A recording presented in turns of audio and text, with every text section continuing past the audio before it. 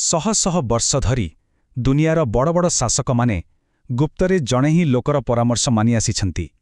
ତାଙ୍କ ନାଁ ହେଉଛି ନିକୋଲୋ ମାକିଆଭେଲି। ତେବେ ଆସନ୍ତୁ ଆଜି ଆମେ ତାଙ୍କର ସେହି କଠୋର ନିର୍ଦ୍ଦେଶାବଳୀ ବିଷୟରେ ଜାଣିବା, ଯାହା କ୍ଷମତା ହାସଲ କରିବାର ଖେଳକୁ ସବୁଦିନ ପାଇଁ ବଦଳାଇ ଦେଇଛି। ଏଇଟା ହେଉଛି ସେହି ମୂଳ ପ୍ରଶ୍ନ। କ୍ଷମତା ତ ମିଳିଗଲା, କିନ୍ତୁ ତାକୁ ବଞ୍ଚେଇ ରଖିବେ କେମିତି?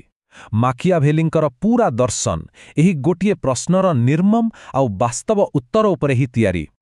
ଦେଖନ୍ତୁ, ମାକିଆଭେଲିଙ୍କ ଦୁନିଆରେ ନା ଭାବପ୍ରବଣତା ବା ଇମୋସନ୍ସ ପାଇଁ କୌଣସି ଜାଗା ନଥିଲା। ତାଙ୍କର ଉପଦେଶ ଏକଦମ ସିଧାସଳଖ ଆଉ ନିଷ୍ଠୁର ଥିଲା, କାରଣ ସେ ଜାଣିଥିଲେ ଯେ ରାଜନୀତି କୌଣସି ପିଲା ଖେଳ ନୁହେଁ, ଏହା ଏକ କଠୋର ସଂଗ୍ରାମ। ଏଇଠି ହିଁ ଅଛି ମାକିଆଭେଲିଙ୍କର ପୂରା ଫିଲୋସଫିର ସାର।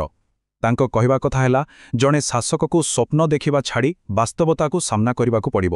ଦୁନିଆ କେମିତି ହେବା କଥା ସେ କଥା ଭାବିବା ଗୋଟେ ଭୁଲ। ଦୁନିଆ ପ୍ରକୃତରେ ଯେମିତି ଅଛି ଠିକ୍ ସେହି ଅନୁସାରେ ହିଁ ଚାଲିବାକୁ ପଡ଼ିବ। ତାହେଲେ ଜଣେ ଶାସକ ପାଇଁ ସବୁଠୁ ବଡ଼ ବିପଦ କ'ଣ ହୋଇପାରେ? ମାକିଆଭେଲିଙ୍କ ହିସାବରେ ସେଟା ହେଉଛି ଆଦର୍ଶବାଦ। ଆସନ୍ତୁ ବୁଝିବା ଏମିତି କାହିଁକି। ଏଠି ଦେଖନ୍ତୁ, ଗୋଟେ ପଟେ ଅଛି ଆଦର୍ଶବାଦୀ ଦୁନିଆର କଳ୍ପନା, ଯେଉଁଠି ସବୁ କିଛି ଠିକ୍ଠାକ୍, ସବୁ ଭଲ। କିନ୍ତୁ ମାକିଆଭେଲି କହୁଥିଲେ, ଅସଲି ଦୁନିଆ ଏମିତି ନୁହେଁ। ଏଠି ଯାହା ଯେମିତି ଅଛି ତାକୁ ସେମିତି ହିଁ ମାନିବାକୁ ପଡ଼ିବ।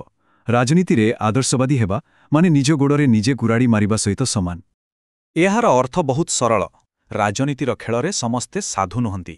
ଯେଉଁ ନେତା ଭାବେ ଯେ ସମସ୍ତେ ଭଲ, ତାର ହାରିବା ତ ଏକ ପ୍ରକାର ପକ୍କା। ସେ ନିଜର ସରଳତାର ହିଁ ଶିକାର ହେବ। ତେଣୁ ଏଠୁ ମିଳୁଛି ପ୍ରଥମ ଏବଂ ସବୁଠାରୁ ଗୁରୁତ୍ୱପୂର୍ଣ୍ଣ ଶିକ୍ଷା। ଜଣେ ଶାସକକୁ କେବଳ ଭଲ ହେବା ଜାଣିଲେ ହେବନି, ତାକୁ ଏହା ମଧ୍ୟ ଜାଣିବାକୁ ପଡ଼ିବ ଯେ କେତେବେଳେ ଆଉ କେମିତି ଖରାପ ହେବାକୁ ପଡ଼େ।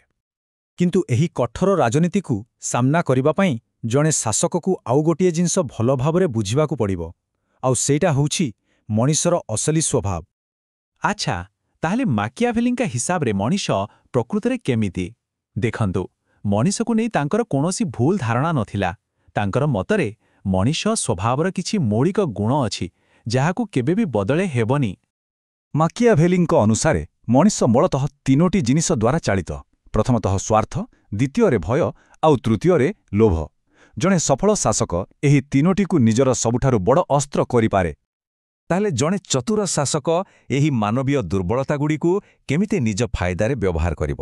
ଆସନ୍ତୁ ମାକିଆଭେଲିଙ୍କ ଖେଳର ନିୟମକୁ ଟିକେ ଭଲ ଭାବେ ଦେଖିବା। ପ୍ରଥମ ସତ୍ୟ ହେଉଛି, ମଣିଷ ସ୍ୱାର୍ଥପର। ଲୋକ ସେତେବେଳେ ଯାଏଁ ସାଥିରେ ଥିବେ ଯେତେବେଳେ ଯାଏଁ ତାଙ୍କର କିଛି ଲାଭ ହେଉଥିବ। କାଲି ଯଦି ଆଉ କେହି ଅଧିକ ଲାଭ ଦେଖେଇବ, ତେବେ ସେମାନେ ପଟ ବଦଳେଇବାକୁ ସେକେଣ୍ଡ ବି ଲଗେଇବେନି। ତେଣୁ ଲୋକଙ୍କ ନିଷ୍ଠା ଉପରେ ଭରସା କରିବା ବୋକାମି।